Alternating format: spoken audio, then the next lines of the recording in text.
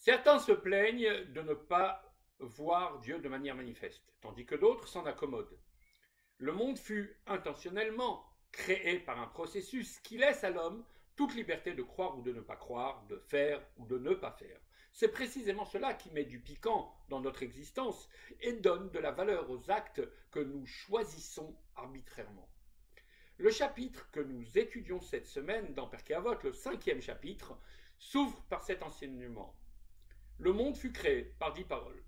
La Torah a voulu nous enseigner par là, nous dit la Mishnah, que bien que tout aurait pu être créé par une seule parole divine, l'Éternel voulut prononcer 10 paroles.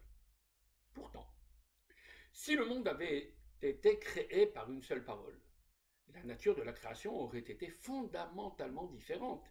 Cette seule expression divine aurait effectivement créé un monde matériel, mais celui-ci n'aurait pas pu laisser apparaître les différentes identités des créatures, car toutes les créatures n'auraient été alors qu'un reflet d'une unique parole primordiale qui ne serait que l'expression de l'unicité du Créateur. Ainsi, en créant le monde en 10 paroles, Dieu permit à chaque créature d'assumer une identité qui lui est propre.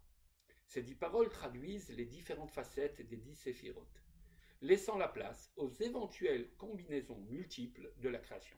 Ainsi, c'est un monde capable de voiler son propre créateur qui vit le jour.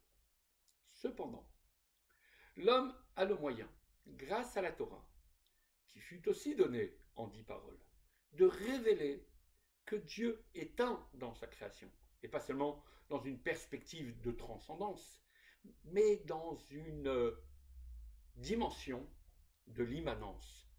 Ce n'est pas seulement dans la transcendance dans une parole, mais dans l'immanence dans les 10 paroles de la création que nous pouvons retrouver Dieu.